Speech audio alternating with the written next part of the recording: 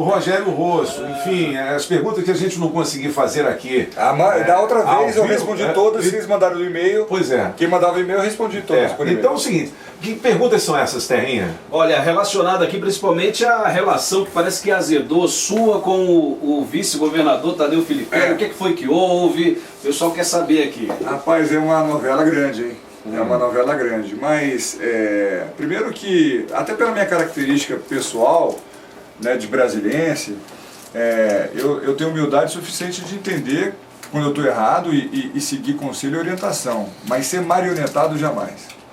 Então, isso eu jamais faria. E segundo, também eu tive divergências com ele em alguns episódios, né?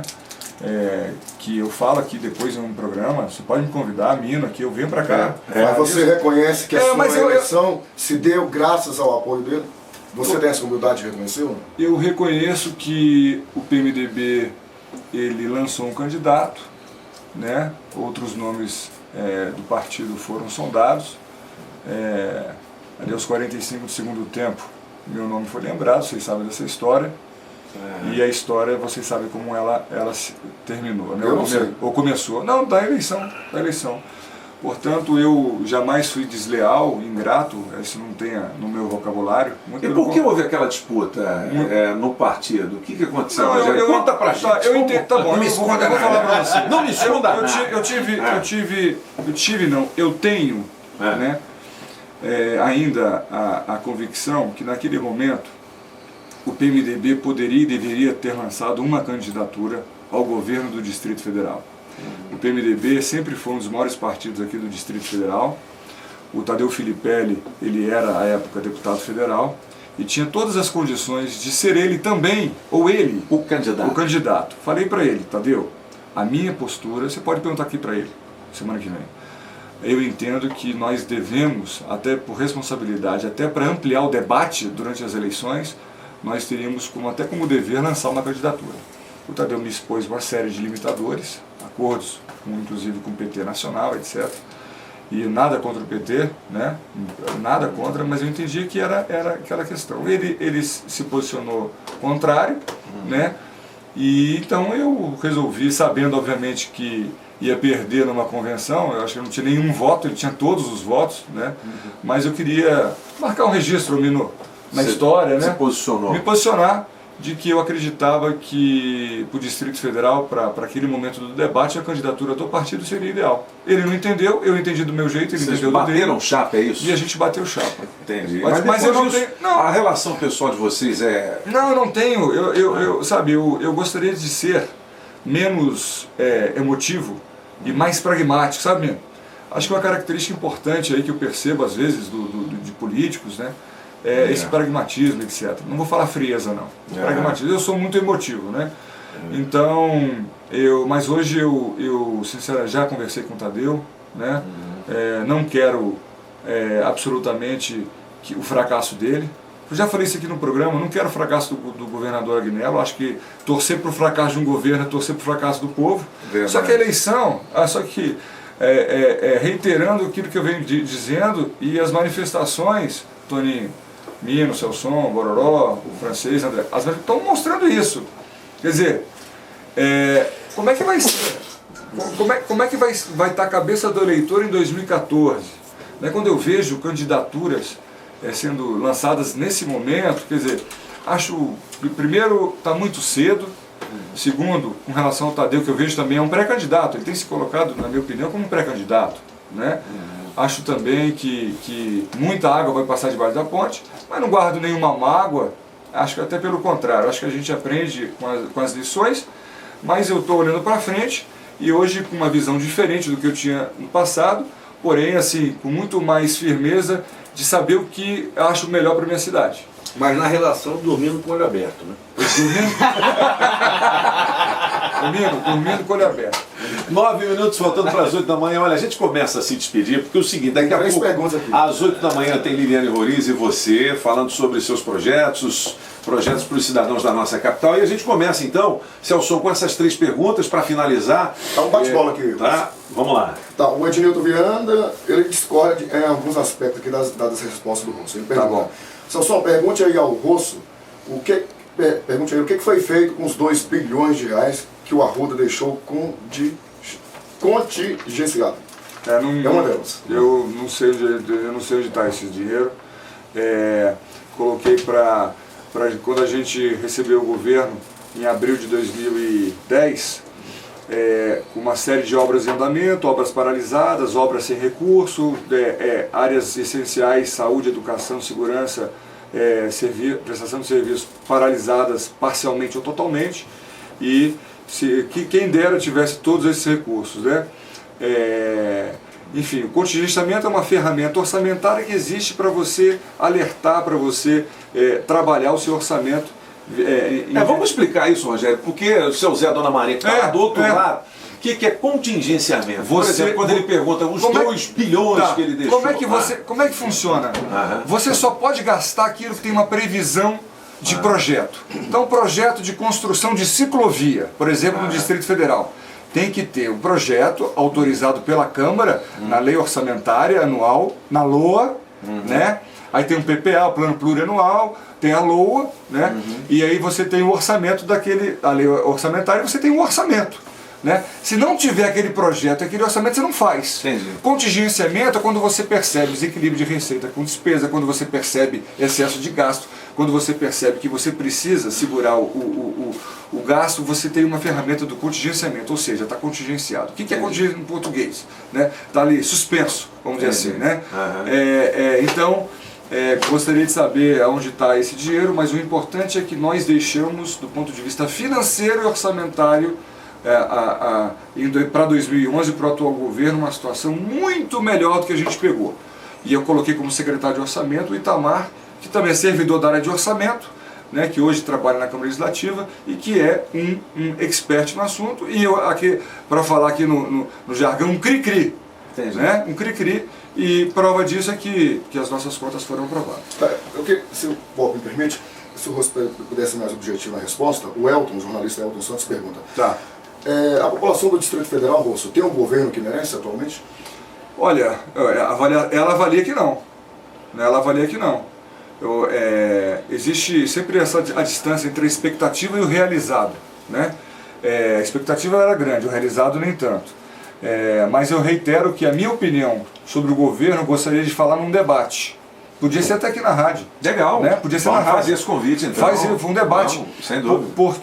Porque saúde, a gente tanto vê os problemas da saúde, mas eu vou perguntar para vocês. Coloca o gênio da administração mundial de saúde hospitalar. Só que fala assim para ele, você vai gerenciar a saúde no Distrito Federal, mas lembre-se que o entorno tem mais 2 milhões de habitantes e que tem mais 2 milhões de habitantes longe. Então, assim, é uma questão muito complexa, mas eu acho que o governo podia estar muito melhor. Agora a última minha, uma que o Fraga deixou aqui para o Rosso. A bancada do PSD na Câmara Legislativa é homogênea. 1 apoia e 3 faz oposição ao Jurerco. O PSD é base ou oposição? O Mino me fez essa pergunta e eu respondi. Um partido novo, ele não pode colocar um negócio na testa do seu parlamentar. Você será oposição, você será governo. Não, você tem que deixar o DNA do partido fluir. O Washington Mesquita é governista. As nossas 3 parlamentares, Eliana, Liliane e Eliana, são oposição. O partido, elas têm livre arbítrio. Elas votam da forma como elas... E você? O que você é? Mino, o Rogério Rosso? Não estou no governo. Eu sou independente, não hostil. Você sabe que nós não temos, o PSD nada tem no governo do Distrito Federal, né? Se você fosse chamado para participar do governo, Rogério, para ajudar na cidade, já fui. Você foi chamado? Já fomos chamados, o partido já foi chamado. Eu tenho uma conversa franca com a Agnello. Né? Mas não é o caso. O PSD é um partido que vai se posicionar através das eleições de 2014, Mino. Eu não posso chegar para a Eliana, para a Liliane, para a Silvia, vamos dizer assim, olha, mudou a regra.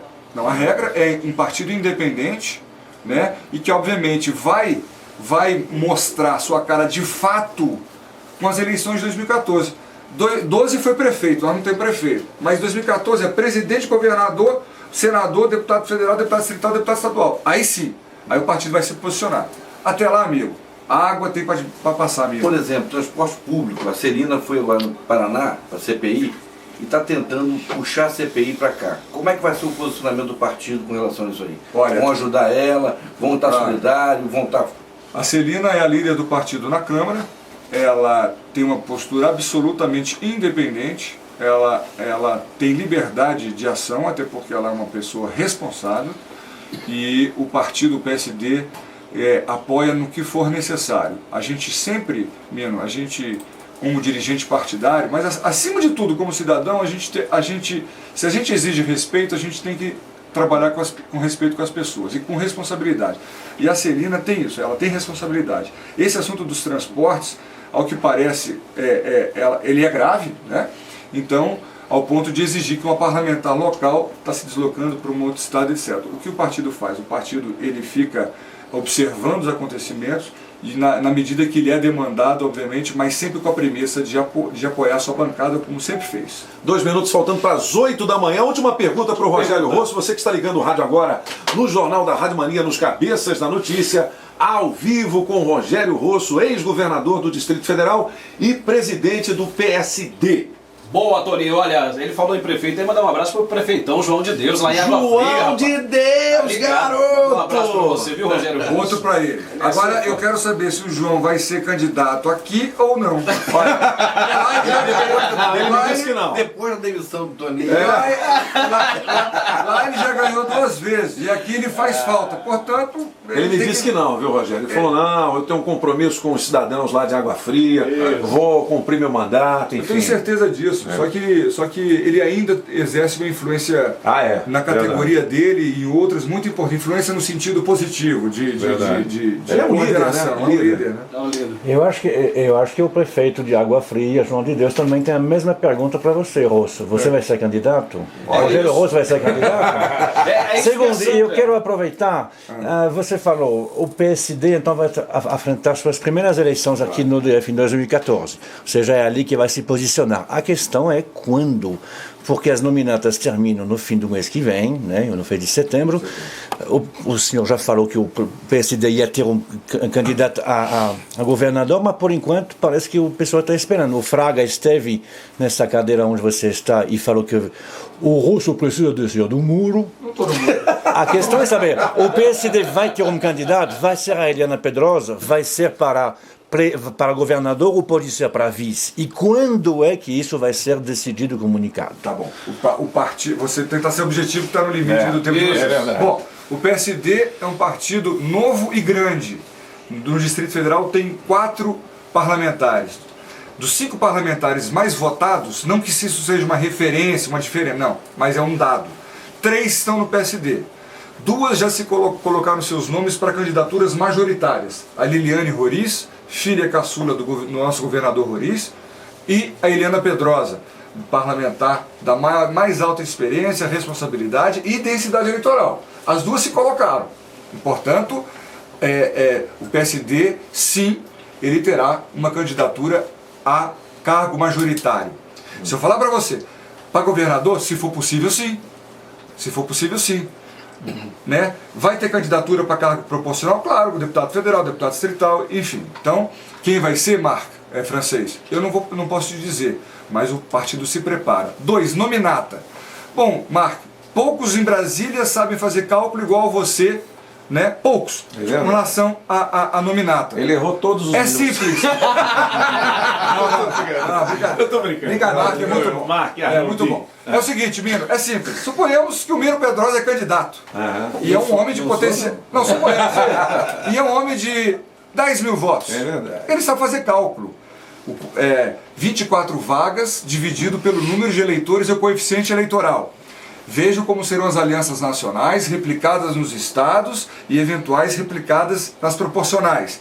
Veja se você vai ter chance ou não. Todo mundo sabe fazer conta. Por isso que você tem parlamentares que têm 15 mil votos e não conseguem a vaga de titular e outros que têm quase a metade e conseguem. Por isso, Marc, eu te digo, no nosso partido tem parlamentares de altíssima densidade eleitoral, mas que nós, no PSD, estamos trabalhando, trazendo todos os dias novos nomes, etc. Então eu falo para você, fazer 4 distritais, oxalá, em 2014, mas se a gente reduzir a nossa bancada, mas fazer majoritário, não tem nenhuma dificuldade. Nós temos um exemplo aqui do Toninho, que teve 7 mil votos. Não, o Toninho para 94 foi. Mas o Toninho para federal, ele teve 22 mil. Ele teve, gente, 22 mil votos. Vamos analisar o seguinte, põe 22 mil pessoas, uma atrás da outra. Na próxima vai ser 40.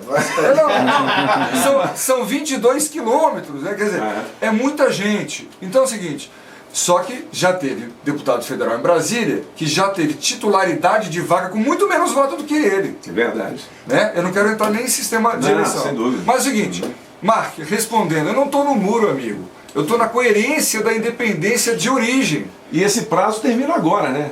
O prazo termina 30 início de de outubro, setembro, né? Mas agora veja bem, o prazo de filiação. Mas as alianças para as eleições, Só elas ano que vem. terminam aos 45 do segundo tempo, a 1 minuto antes do registro da chapa no terreiro. É E verdade.